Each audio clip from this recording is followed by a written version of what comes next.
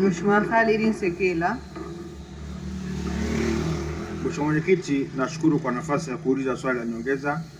Mheshimiwa Mwenyekiti, ni lini serikali itapeleka fedha kwa ajili ya ukarabati wa mradi wa maji wa Kigorogoro, Rulama na Kashani? Nashukuru.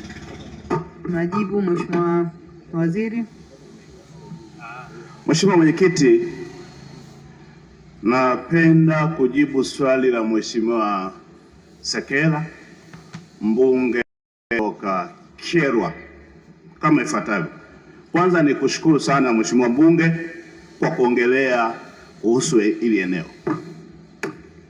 Mheshimiwa Mwenyekiti, kama nilivyosema, kila mwananchi ana haki ya kupata huduma za msingi ikiwepo maji, lakini wananchi anao wajibu wa kulinda vyanzo vyetu vya maji na miundombinu yetu ya maji. Kwa upande wa mradi aliyosema Mheshimiwa mbunge, serikali ilichimba kisima, wananchi wakaenda kuweka mawe,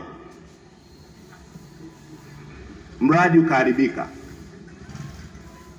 Serikali ikapeleka tena fedha kwa mara ya pili, wananchi wakaenda wakafukia kisima hicho, wataalamu wetu wakaenda kutoa elimu. Kwa sababu ya tofauti zao za kisiasa, serikali imeendelea kupata hasara katika eneo hilo.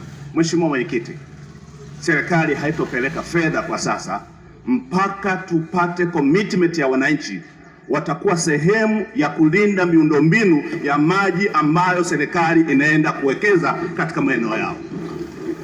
Huu ni wajibu wa Watanzania wote.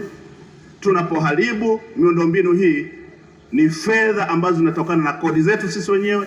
Ni lazima tushiriki kwa pamoja ili tuhakikishe kwamba fedha hizi ziwe na tija. Mheshimiwa mbunge, nakushukuru sana, lakini nitapenda kwamba wewe pamoja na wananchi wako mkae mkubaliane, tupate commitment kwa maandishi, ndipo tulete fedha kwa ajili ya mradi huo. Nakushukuru sana Mheshimiwa Mwenyekiti.